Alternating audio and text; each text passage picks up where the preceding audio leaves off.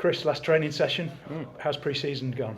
Yeah, it's been a tricky one. We've had a few injuries and it's been a testing one for myself, to be honest, because we found it a bit hard to get any momentum because we're such a low squad in terms of numbers.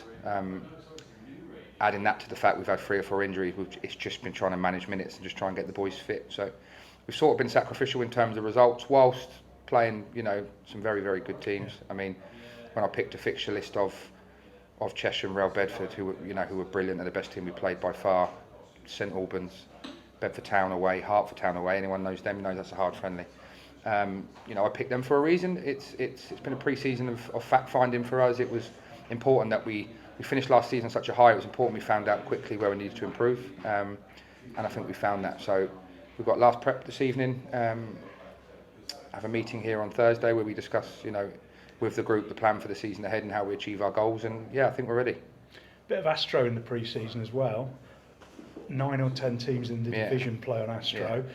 What are you feeling about the new season? Astro's a good place to start. Traditionally here we've probably won, I reckon, about 15% of our games on a plastic pitch.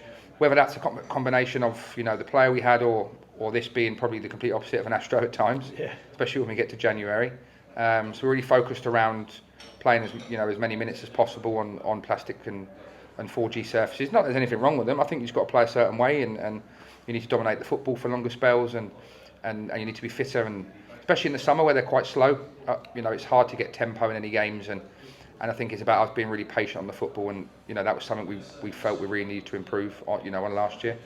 Listen, this year is going to be tough because sometimes you're a victim to your own success, and I think since Christmas we're actually second in the league last year. Not a surprise package anymore. No, yeah, exactly that. We're not a surprise package no more. Obviously with that, whilst we won 9 out of the last 11, which obviously looks like we hit form at the right time. I don't think we played well in many of them games.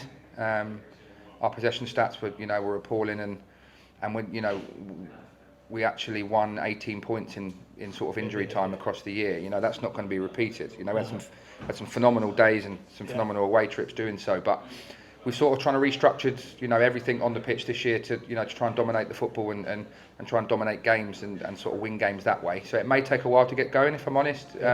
It's completely new to some of the groups, so we're kind of sacrificing a potential slower start to sort of really home in and hit form at the right time again. I mean, this time last year we won our first 2, kept 2 clean sheets, and I thought we sussed it.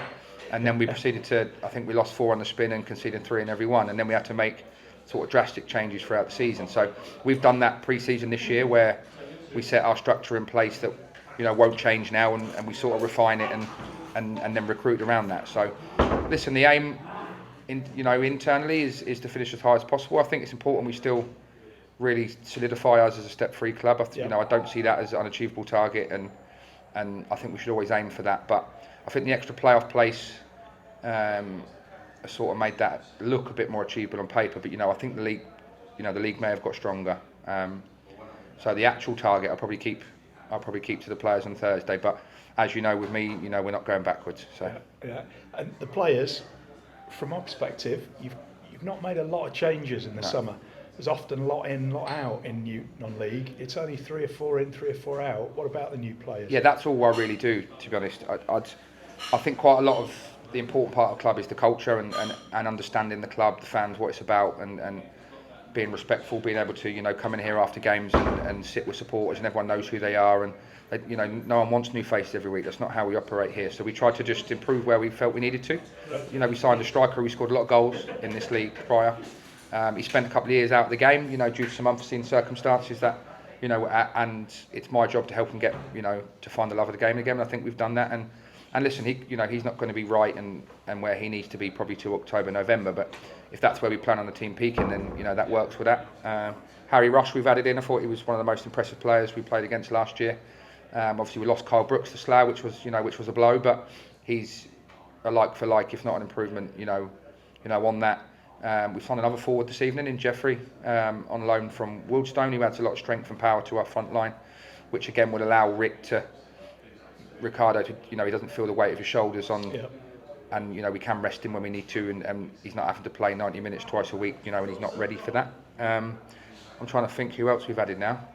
Jamal, Prosper. Yeah, sorry, I don't know I don't know how I forgot Jamal Prosper. He's a player I've liked for years, and he sort of epitomised everything I like about football. You know, he's a leader, he's a warrior, and he's so flexible in where he can play. You know, he's been a brilliant addition. You know, he's in our senior leadership group already, and he's only been here 3 weeks. So that's a testament. Obviously, the goalkeeper's been a bit of a ring around for us. Our goalkeeper broke his thumb at the end of our first training session. We then thought we had another one, and we were victims of the old sort of football agent sort of game, and then we stumbled back upon Hubert, who's been with us before, who was actually my number one target when Charlie broke his thumb. So, you know, it works. We've got a really exciting winger, Jamal Sharp, who we took from Bracknell, and he's going to be one that may take a couple of months to really find rhythm and learn the level and find his feet. And once he does, he's one to watch for me. So. And last but not least, Connor Curran-Brown. Beautiful goal against Hartford in the preseason game. Yeah, sorry, that's 5. That's 6 now we're adding it together. Again, he's a player I tried to sign last year. He said no and went to Cheshunt, and you know, he had a really good season. He played against us in a friendly here 3 years ago, and I was super impressed. Another one I think would be in the programme if he didn't hurt his knee, and he's sort of finding the love of the game again, and you know, he's really got the bit between his feet, you know, teeth. He's got phenomenal technical ability. But again, I think you know, they're all going to find playing on this pitch hard. You know, it's not an easy place to come, but also it's not an easy place to play, and you've got to be really fit. And you can see by what we're doing tonight that you know, they have to be fit to play here. So no, it's exciting stuff. Looking forward to it. Yeah, Thanks a lot, Chris. All the best. Cheers, mate. Right.